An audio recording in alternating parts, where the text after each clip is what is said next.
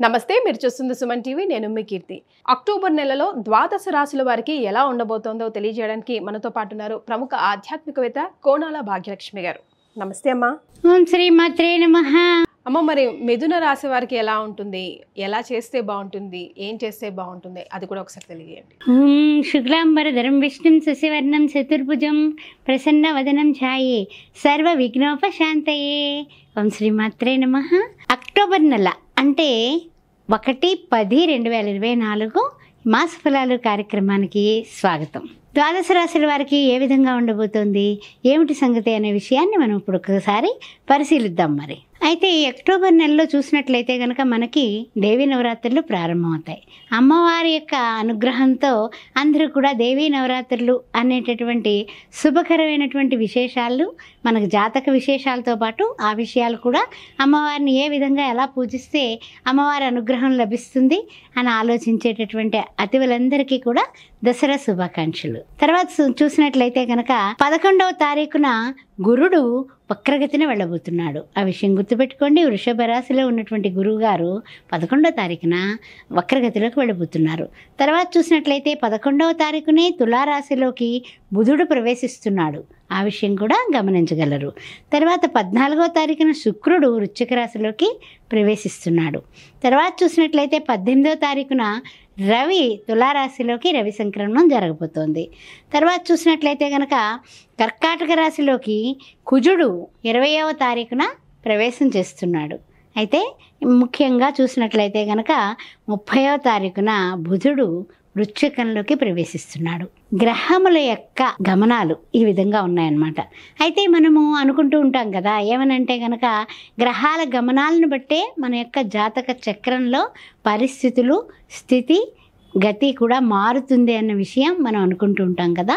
మరి అలాంటప్పుడు ద్వాదశ రాశుల వారికి ఈ మాసంలో ఏ విధంగా మారబోతోంది 1/10/2024 31/10/2024 వరకు మనం చెప్పుకుందాం.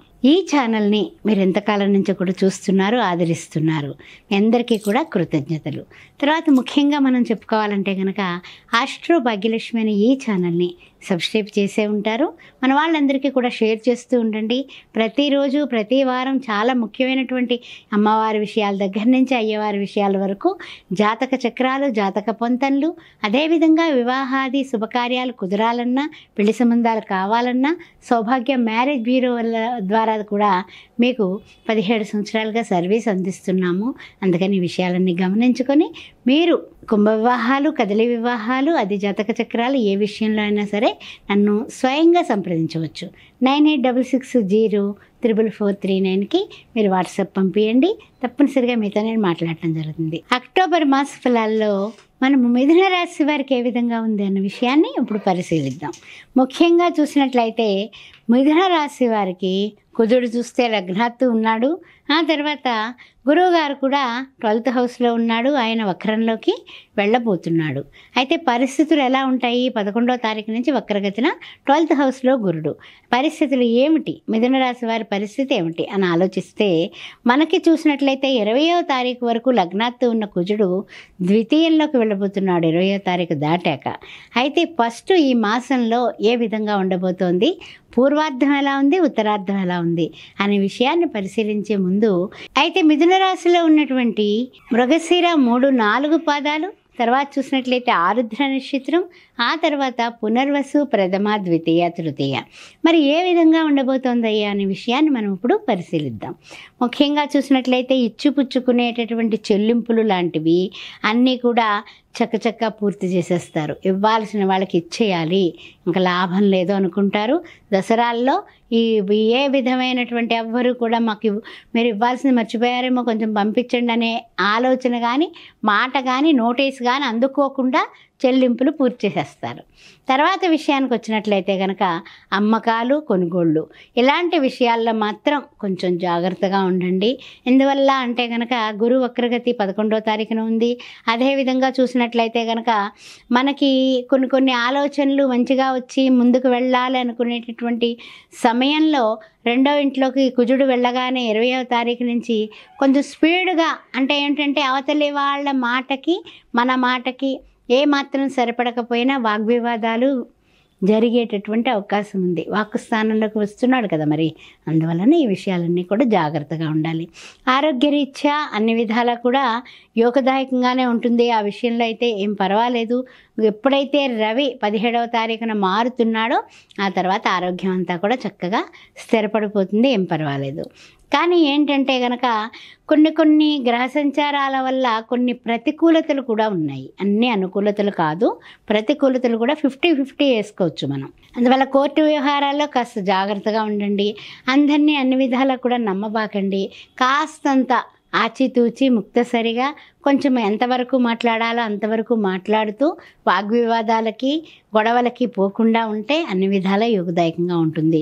తర్వాత విషయానికి ఏంటంటే కనుక వ్యాపార వ్యవహారాల్లో కొన్ని అనుకోకుండా పొరపాట్లు దొర్లేటటువంటి అవకాశం కనపడుతుంది. అందువల్ల పై అధికారుల దగ్గర మేము చేస్తాం ఈ వ్యవహారం, నేను చక్కబెట్టేస్తానండి, వాళ్ళు నాకు తెలుసు వీళ్ళు నాకు తెలుసు అని వీరాలు పలక్కండి ఫస్ట్. అదేవిధంగా వ్యాపార విషయంలో కూడా పర్వాలేదు, వాళ్ళు పెట్టుబడి పెట్టారు, వాళ్ళు పెట్టుబడి పెడితే వాడికి 1కి 10 కలిసి వచ్చింది, నేను కూడా అదే విషయంలో పెట్టుబడి పెడితే నాకు కూడా వస్తుంది అని అనుకోకండి. వాళ్ళ అదృష్టం వాళ్ళది, మన అదృష్టం మంది. మనకి కొంచెం కొన్ని విషయాల్లో కాస్తంత జాగ్రత్తగా ముందుకు అడుగు వేయాల్సినటువంటి తరుణం ఆసన్నమైంది. అందువలన కొంచెం జాగ్రత్తగా ఉండండి. తర్వాత విషయానికి వచ్చినట్లయితే కనుక మిమ్మల్ని మీ దగ్గర పనిచేసేటటువంటి సేవక జనమే మిమ్మల్ని ఇరికిస్తారు. జాగ్రత్తగా ఉండండి. నమ్మి మీరు షాపులు కానీ వృత్తుల్లో కానీ ఎక్కడైనా సరే మీ దగ్గర మీ పక్క వాళ్ళు కానీ ఎవరైనా సరే మీతో కలిసి మీ యొక్క మేలు కోరుతున్నట్లుగా మిమ్మల్ని బాగా ఎత్తే వాళ్ళే మీ యొక్క ఏంటంటే కనుక చెప్పాలంటే నష్టానికి కారకత్వం వహిస్తారు. అందువల్ల అందరినీ నమ్మకండి. నమ్మినట్లుగా మీరు కూడా ఉండండి. లౌకికంగా ఉండడం అనేది చెప్పదగిన సూచన ఈ నెల. ఆ తర్వాత చూసినట్లయితే కనుక అవసరం లేని అప్రస్తుత విషయాలలోకి మీరు ప్రాధాన్యత ఎక్కువిచ్చి వీళ్ళతోటి చెప్పడం వల్ల మీకే అప్రదిష్ట మిగులుతుంది. అందువల్ల అనవసర విషయాల్ని క్యారీ చేయకండి. అదేవిధంగా అప్రస్తుత విషయాలలోకి వెళ్ళకండి. వివాహ సంబంధాల విషయంలో మన టైం కొంచెం అంతంత మాత్రంగా ఉంది కాబట్టి మీ పెద్దవాళ్ళని మీ శ్రేయోభిలాషులతో మాట్లాడించండి. మీరు తెరచాటునే ఉండి పావులు కదపండి, అంతేగాని మీరు ముఖాముఖి మాత్రం ఏ వ్యవహారంలోకి వెళ్ళబాకండి. ఆ తర్వాత చూసినట్లయితే కనుక ఇవన్నీ కూడా నేను చెప్పిన విషయాలన్నీ కూడా కొంచెం కష్టంగా ఉన్నా ఇష్టంగా జాగ్రత్తగా మీరు ఈ విషయాలన్నీ కూడా జాగరూకతతో పరిశీలించి కాస్త అధిగమించడానికి ముందు జాగ్రత్త చర్యలు తీసుకోండి. ఆ విషయం మిథున రాశి వారికి మరల చెప్తూ ఉన్నాను. మరి మిథున రాశి వారు ఎలాంటి రెమెడీస్ పాటిస్తే మరింతగా వాళ్ళకి కలిసి వస్తుందమ్మా? మనకి చతుర్థంలో ఉన్నటువంటి కేతువు ఈ మిథున రాశి వారికి రాస్యాధిపతి బుధుడు కూడా మారుతున్నాడు కాబట్టి కొంచెము మనం చతుర్థంలో ఉన్నటువంటి కేతువుకు నిమిత్తము కూడా మనం చేయాల్సింది గణపతి ఆరాధన. గణపతికి బుధవారం పూట ఆకుపచ్చ రంగు వస్త్రాలు పంతులు గారికి సమర్పించి ఒక్కసారి, ఆ తర్వాత బుధవారం నాడు గరికతో పూజ చేయించుకుని ఉండ్రాళ్ళు కానీ కుడుములు కానీ ప్రసాదం కింద పెట్టి అక్కడ 10 మంది పిల్లలకు పంచండి. అలా 4 వారాలు ఈ నెలంతా చేయించుకుంటూ ఉండండి. విఘ్నాలు తొలగి విఘ్నేశ్వరుడి దయ వల్ల మీరు ముందుకి వెళ్ళగలుగుతారు. ఓం శ్రీ మాత్రే నమః.